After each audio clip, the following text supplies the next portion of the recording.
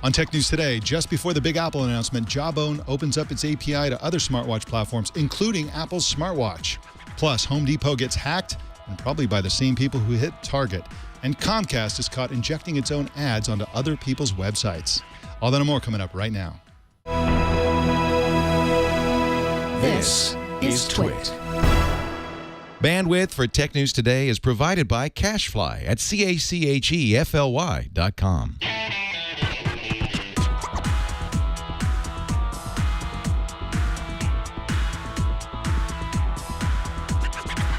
This is Tech News Today for Tuesday, September 9th, 2014.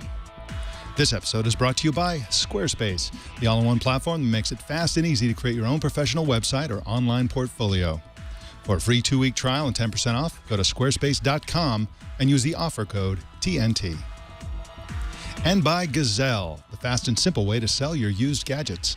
Find out what your used iPhone, iPad, and other Apple products are worth at gazelle.com. Tech News Today is the show where we talk about the tech news with the journalists who report it. Welcome to the show. I'm Mike Elgan, and Jason Howell is also here in the house. Otherwise, you wouldn't be seeing anything. Well, yeah, I could still do that. Okay, see, this is what I'm it's here. like when Jason isn't here. Well, welcome to the show, Jason. Thanks. We also have Joe Panettieri, our co-anchor for Tuesday. Welcome, Joe Panettieri.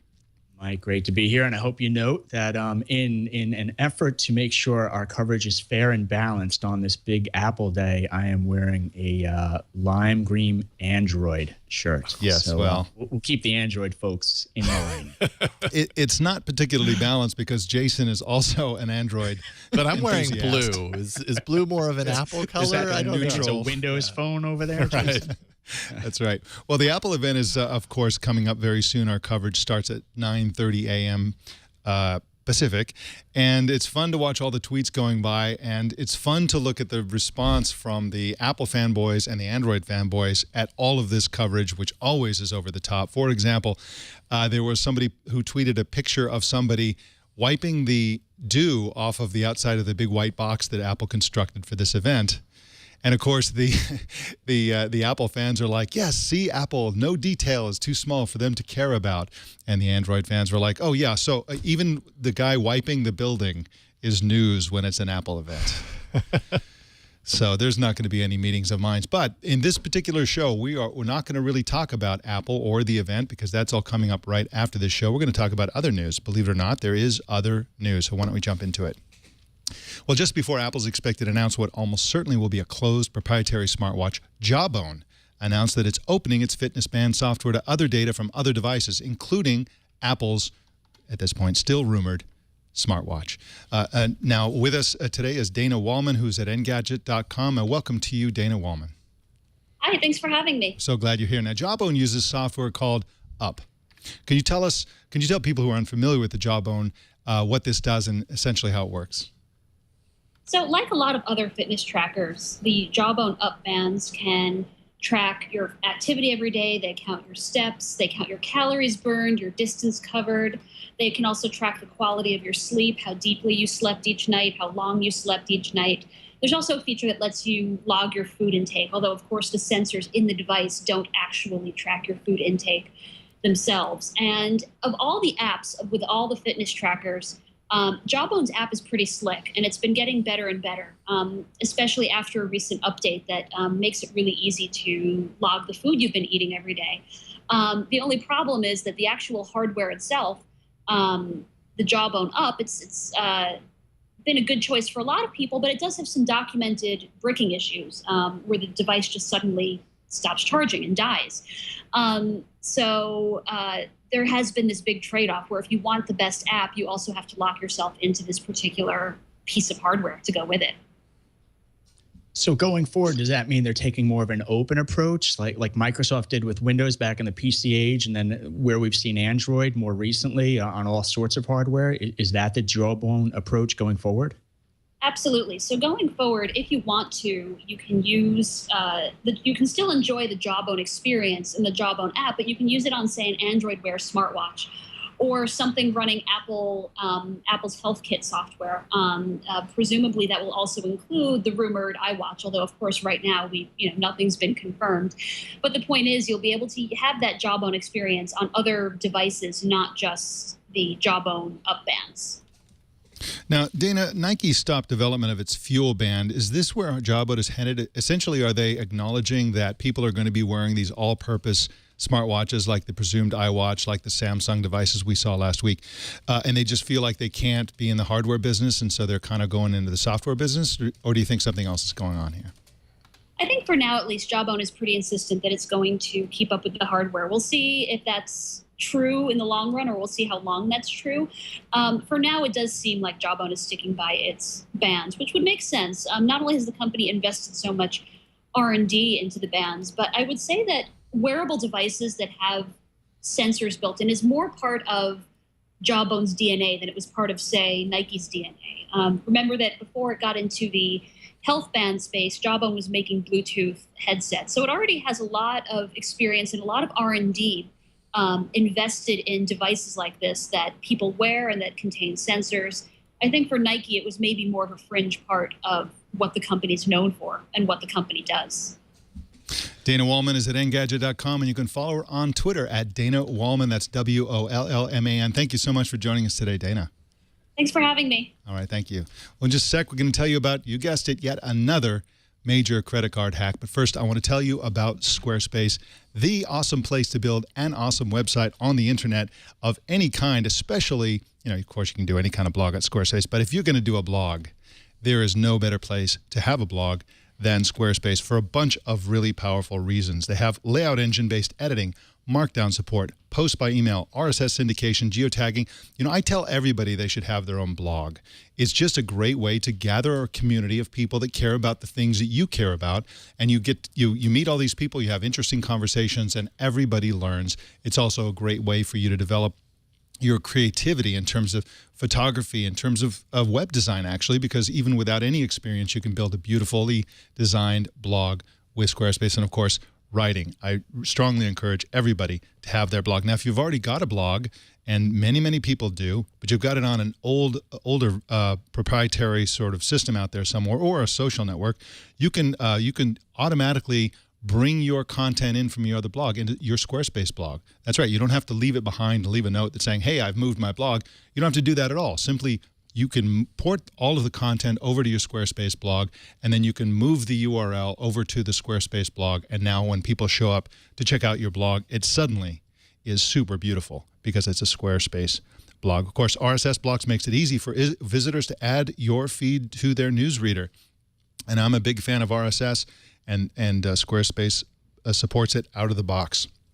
And if you need help, Squarespace has live chat and email support 24/7, and their support is super, super good. And it starts at just $8 a month. And that includes a free domain name if you sign up for a year. So what are you waiting for? Start your free 2-week trial with no credit card required and start building your website today. When you decide to sign up for Squarespace, make sure you use the offer code TNT for Tech News Today, of course, and that'll get you 10% off and show your support for Tech News Today. Well, Joe, it happened again, didn't it? Another major hack. Yes, it certainly did. Attention Home Depot shoppers. The big box retailer may be checking to see if your information has been hacked.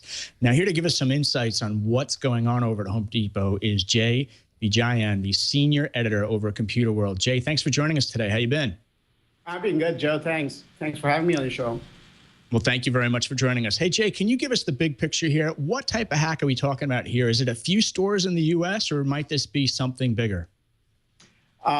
It's interesting. Home Depot confirmed the breach yesterday after saying it was investigating it since last Tuesday. And in the statement confirming the breach, they were very careful not to say how many stores were breached or how many cards might have been involved in the compromise. But it's what they did not say that's interesting, because there have been numerous published reports about every single store of theirs in the U.S. and Canada being compromised. And certainly right now, it seems like that might be the case. Every single store, Home Depot store in the U.S. and Canada appears to have been affected by this breach. Now, this appears to have been an infection by a variant of something called Black POS, POS for point of sale. Another name for it is Captoxa. And this is evidence, essentially, isn't it, that these may be the same group of hackers that got Target last year? Almost certainly, yes. Or what we do know now for sure right now is that whoever's behind this used the same malware tools or a variant of it. So, I mean, there seems a little doubt that people have access to the same tools that were used to break into Target and Neiman Marcus, and there were a few others, I think P.F. Chang's. I think one we should note here that the DHS and the Secret Service have issued a warning about this even prior to the Home Depot disclosure. They've talked about up to 1,000 retailers in the U.S. being affected by this malware. Some security firms believe that number could be much higher. So whether it's the same group that's responsible for all of these intrusions, we don't know. But what we do know for sure is that they have access to the same malware. Now, is this a matter of IT shops, the big IT departments, not using the right tools to protect themselves? Or is it just really a matter of them not applying the right patches and or the right, let's call it the right security rules within their organization? I mean, is it a matter of spending more on IT security, or is it just a matter of enforcing IT security? It's a little bit of both, actually. In the case of a company like Home Depot, it's kind of hard to believe that they didn't put enough money into securing their payment systems. What they probably should have been doing is paying attention to some security fundamentals. It's impossible, really, to expect a company like Home Depot to be able to stop every single attempt to breach its networks. That's not going to be possible. But what is surprising in an intrusion like this is that they did not detect it for several weeks, actually months. The intrusion happened most likely in April by most accounts, and Home Depot did not know that they were breached till August. So that is where the real concern lies. I mean, if a company like Home Depot does not have the tools in place to detect a breach of this scope, I think it reveals a lot about the state of security within the retail industry. So to answer your question directly, it's a little bit of the companies needing to invest more in security. It's also a lot about companies needing to enforce and to pay attention to the security tools they already have in place. In Target's case, for instance, they had tools in place that was alerting them to the breach for months and for weeks, and Target did not pay attention to those alerts. And we do not know if the tools that Home Depot had in place were alerting them or not, but that would be something that would, I guess, companies need to look at, to see whether the tools they have in place are doing their jobs and to find out why they're not paying attention to whatever alerts might be generated by these tools. Well, it was Home Depot after all, so it's probably a hardware problem. But anyway, the credit cards from Target ended up on a site called rescator.cc, which is an underground cybercrime shop where you can buy this kind of stuff. And it looks like credit cards from Home Depot as well are showing up there. So there seems to be a financial angle. They're trying to make money off the sale of these credit card numbers. And also there seems to be a political angle because some of the links inside the text strings inside the code are basically anti-American screeds on U.S. policy in Libya and Ukraine and so on. So do we have any sense of who's behind this? Are they politically motivated? Are they financially motivated? Are they cybercrime so-called gangs? Is this state-sponsored? Who's behind this, do you think? It's tempting to point a finger at state-sponsored kind of groups when something like this happens. Most likely, it's a question of people doing it for the money. You raised an interesting point about the anti-American kind of screeds in many of these malware tools. My personal opinion is that's just a decoy. It's just something that the folks behind this knew would grab the attention of people following these breaches. Most likely, it's about the money. These credit cards, a single credit card can fetch between $25 to $40 in the underground market. That value might it might be devalued a little bit these days simply because there are so many millions and millions of stolen credit cards and debit cards out there. But at the end of the day, it's about the money. Those who can use these credit cards can make, they can use these credit cards to make all sorts of illegal purchases, I guess. And that's the reason they're willing to pay between $25 to $40. At the end of the day, I would say it's about the money, not about the politics, not about any specific anti-American feelings. Certainly not a state-sponsored gang. It's possible that it's a state-sponsored gang at the end of the day, but I don't think so. Jay Vijayan writes at computerworld.com, and you can follow him on Twitter at jvijayan. Thank you so much for joining us today, and really great to have you on. Thank you, Joe. Thanks, Mike. All right, take care. Well, remember Satoshi Nakamoto? Well, that's the name of the guy who created Bitcoin. He lives anonymously, and the public doesn't know who he is or where he lives, but now someone has taken over his email account, apparently, and is threatening to unmask him, but only if somebody pays him 25 Bitcoins, which is worth about $12,000. This poor saga of Satoshi Nakamoto, Joe Panettieri, is really quite a fun thing. Now, we talked about this earlier in the year. The Satoshi Nakamoto that we talked about was not this Satoshi Nakamoto. It turns out it was a false story by Newsweek that claimed that the wrong person was him. So this is a totally different guy. But the email hacker told Wired that the hacker's name is Jeffrey, and he says he hacked multiple Satoshi Nakamoto accounts, and he's even been posting under Satoshi's name. You know, the first part of this story is let this be a lesson to all of us. Even Satoshi Nakamoto's email can be hacked. Yes, yes. Well, and nothing's been leaked out of iCloud in terms of what he looks like or anything like that, so we'll see. But yeah, hopefully he won't show up naked. Please no. Yeah. You know, it's very interesting. You mentioned sort of the Newsweek story earlier. Oh, boy, we spent a lot of time on that. A lot of the media spent a lot of time on that. And shame on us in that that was their big comeback print cover story. Who is this guy? And it turned out that it wasn't much of an accurate story at all. But what I find interesting in this, you know, fast forward to the present story is, you know, the ask price is $12,000. Now in the age of sensationalistic media, where some media outlets will pay for information, 12 grand to me doesn't sound like a big ask. So I wonder if someone's going to open the wallet and pay for this. Very well could be. It's also part of a larger trend where hackers steal stuff and then they demand money for it to be released or for something else to happen. That was the case with the Fappening sort of hack. And so I guess this is a trend, steal something and then demand money for it. That's how it's going these days. Well, speaking of people demanding more money, Comcast is in the news again. Well, they're not demanding money, but they're demanding more of your eye time when you're online. And this has to do with Comcast Wi-Fi service. Basically, if you are using their Wi-Fi service and your device is connected to one of their 3.5 million publicly accessible Wi-Fi hotspots, basically, they're serving up ads now, their own ads, trying to cross-sell and upsell you on more Comcast services. And there are some fresh concerns about the net neutrality debate here, and also security concerns, Mike, in that it basically injects some JavaScript code into the system for you to see those ads. So there are critics out there who are wondering, you know, is this going to be, number one, not only just a distraction, but a potential security risk and then a net neutrality concern going forward? Well, sadly, this sort of thing is somewhat common. They're using a company called Front Porch, and Front Porch's clients for doing the same thing include Cox, Time Warner, Bright House, and Cablevision. But only Comcast is in the spotlight as they are now with their potential acquisition of Time Warner Cable, and everybody's talking about antitrust issues and monopolies and that sort of thing. And so it's really kind of a muddled issue because on the one hand, one of Comcast's several roles is that they are an ISP. An ISP is supposed to just deliver stuff, and this is where the net neutrality question comes in. They're supposed to just deliver stuff without modification.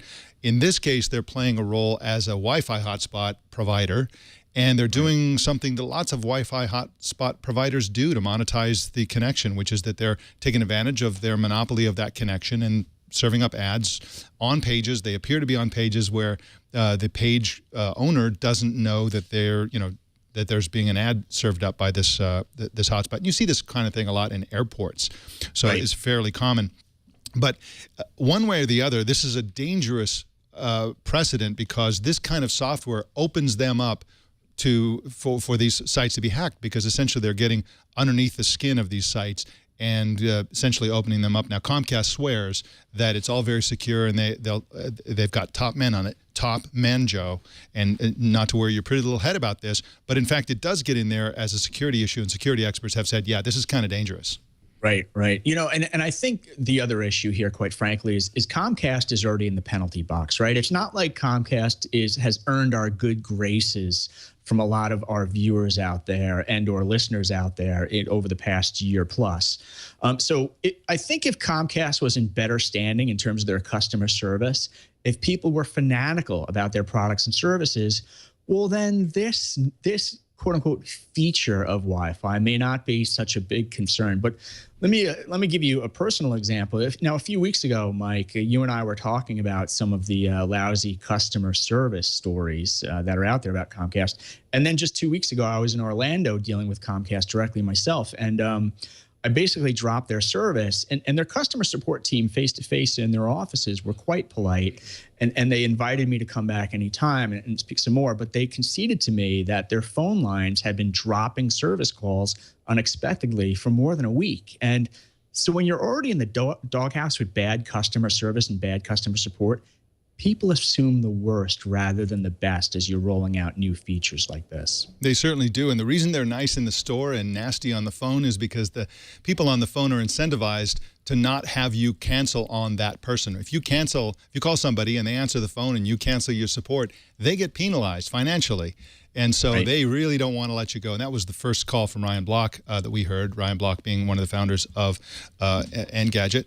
That was a famous call. So, the long story short, the lesson here is, the takeaway is, if you call to complain about these ads, make sure you record it and send us the recording, because they're always ever so entertaining, and we want to see that. Well, in just a sec, we're going to hear some email from one of our fans, but first I want to tell you about Gazelle. Ladies and gentlemen, you have about 27 minutes before the value of your old iPhone, your old iPad plummets, because Apple's going to announce new ones, and when they announce new ones, the old ones are going to be worth less. But I have some good news for you. If you go to Gazelle.com, that's GAZELLE.com, right now, you can lock in the current pre-announcement price, and that will be good for 30 days. So even as the prices crash, you'll have somebody who's going to give you the pre-crash price. And that is a very good thing. Right now, we're looking at the screen. $335 is what Gazelle will pay you for an unlocked iPhone 5S 64 gigs. $335. That'll go a long way toward your new iWatch. And I strongly recommend that everybody go right. If ever there was a critical time to go to Gazelle.com, now is the time. So find out what your iPhone's worth. Take a minute, go to Gazelle.com and find out, because, okay, now we're down to about 28 minutes. Something like that. Well, we'll see. Well, we got an email from a police officer who asked that we not use his name recently about our coverage of police body cameras. And this is an important issue, and we haven't heard from the police side yet. So let's hear from this TNT fan. He said, "You've been pretty staunch in your support for body cameras for law enforcement officers. I'm a police officer in a fairly large city in the South and wanted to weigh in. While I agree that in many situations recordings justify police actions, I don't agree with your opinion that the cameras should be on at all time. I understand your concern, but I don't think you're acknowledging the negative side effects of having a camera on for an entire shift. I work 12-hour shifts, and some of that time is not spent actively taking police action. For instance, should I be recorded while I eat dinner? What about when I use the bathroom or when I call my fiance? I visited the Twit studio, so I know you're used to being recorded constantly. Most people are not. So I'd ask you or anyone in the general public how they would feel if the webcam built into their work computer was always on and always recording their audio and video. I know the system that we use only allows officers to turn their cameras on and off, and the upload and storage of video is automatic, and accessing the video for evidentiary purposes is monitored.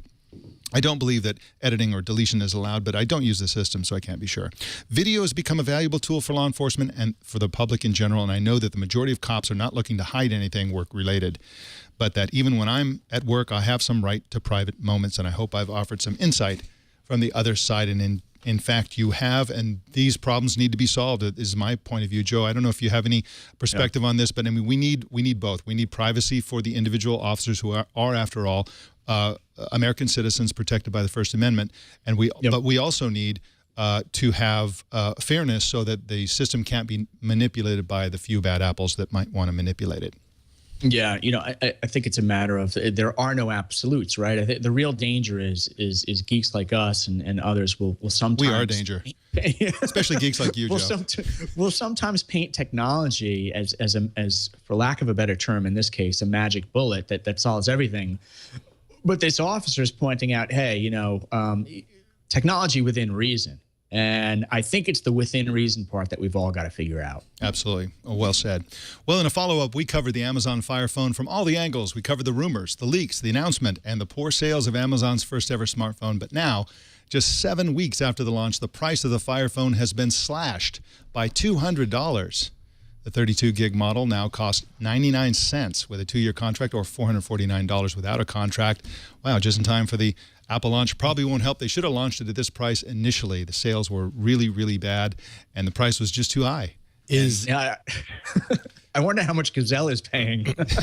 Yeah, I'm thinking that's probably around zero. Is it coincidence that Amazon also brought Prime Instant Video to all Android phones today? I think not. I wonder about this because we've been wondering for so long if and when this would happen. Yeah. And strange, their phone didn't work, and so now they're bringing it to the rest, Yeah. which is good for other Android users that also have Amazon Prime. But why not before now? Yeah, why not? Well, our TNT fan of the day is Jim Giannotti in Potsdam, Pennsylvania, who posted this picture on Google+. There we go. Check it out. He watches Tech News Today while he roasts his own coffee beans. This is the kind of a caffeinated fan that we have, Jason. We got a lot of these. They're all completely wired on home roasted coffee beans. Well, so are we. So. Yes, we are. Although I got to talk to Lisa about this. We have to get a coffee roaster. We have everything else except the roaster, and then we should grow our own beans. No. Okay, she said no. All right, well, I tried. Darn it. Well, how do you watch or listen to TNT? Just take a picture of your setup and post it on Google+, Twitter, or Facebook, and use the hashtag HowDoYouWatchTNT, and we'll find it. That's the Tech News Today. Joe Panettieri, thank you so much for joining us on this abbreviated and hyper-excited episode of Tech News Today. Thank you very much, and I'm looking forward to watching your coverage of the big Apple event, so I'll be standing by and watching that. Well, thank you so much, and we will see you next Tuesday. Absolutely. Take care, guys. Take care. Well, you can subscribe to Tech News Today, and you should, at twit.tv/TNT. And please send us your thoughts and opinions. Send email to tnt@twit.tv or leave voicemail at our phone number, which is 260-TNT-SHOW. Don't miss our evening newscast, Tech News Tonight at 4 p.m. Pacific, tonight and every weeknight right here on the Twit Network. My name's Mike Elgan. Thanks for tuning in, and stick around. Our live coverage of the Apple announcement in Cupertino begins in just a few minutes. Join Leo Laporte, Alex Lindsay, Sarah Lane, and me for the big event. Take care.